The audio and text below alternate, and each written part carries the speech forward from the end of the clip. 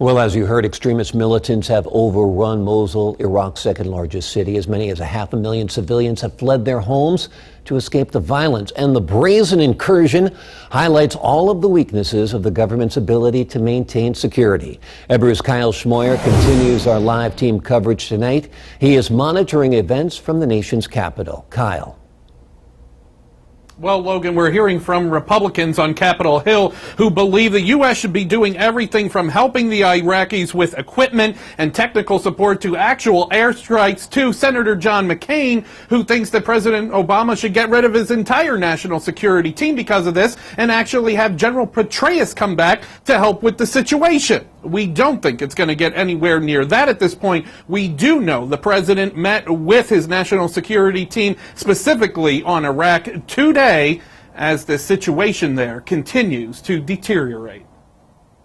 As the Iraqi government signals it's open to American help, lawmakers on Capitol Hill are sounding off on the growing threat from ISIS insurgents there. I think it's a very bad scenario for us.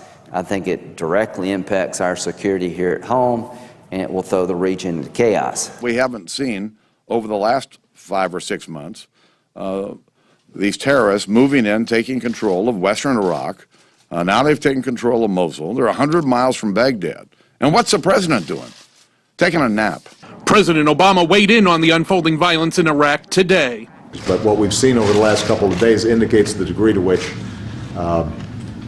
Iraq's going to need more help. It's going to need more help from us, and it's going to need more help from the international community. And it seems most options are on the table, except one White House official clarifies no boots on the ground. I don't rule out anything because we do have a stake in making sure that these jihadists are not getting a permanent foothold in either Iraq or Syria, for that matter. Some in Congress, mostly Republican, are arguing the U.S. must act after leaving Iraq too soon. Because the President of the United States declares a conflict over does not mean in the eyes of the enemy that it's over.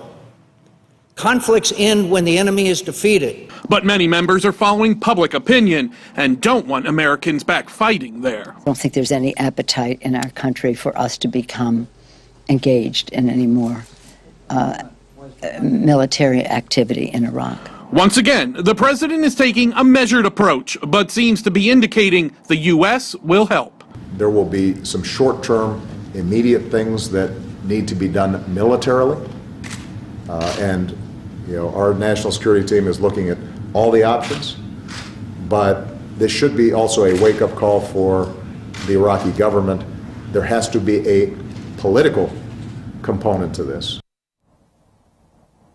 And the president went on to say that that means Sunni and Shiite coming together in the betterment of the country, being able to help to put that nation forward and not continue to have this division. You can imagine that was a big part of the conversation. As we know, Vice President Joe Biden did make a phone call to the Iraqi Prime Minister talking about this insurgency. We know Joe Biden also put in a call to Prime Minister Erdogan of Turkey, speaking about those Turkish hostages in Iraq right now and saying that the United States is prepared to support whatever they can to help the Turkish government in bringing those hostages back. Logan, tonight this situation seems to continue to unravel there in Iraq. We are learning that U.S. contractors working in a base near Baghdad have been evacuated.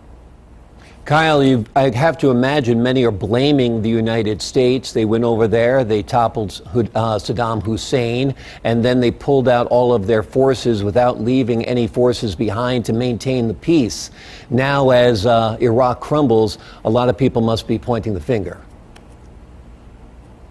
Yeah, and that finger pointing is coming pretty loudly from the likes of a John McCain, a Lindsey Graham of South Carolina right now, basically saying, hey, we pulled out before the job there was done because the other side wasn't done fighting, even if we were here in the United States. They are now saying that it's the responsibility to go back over there and fix this situation. Some people think that the largest concentration of Al-Qaeda in that region is now in Iraq, in those areas that have been taken over by ISIS right now. So the question is, does the U.S. specifically have to go in there and take care of that as part of the mission? A mission that seemed done, but maybe there's more work to do.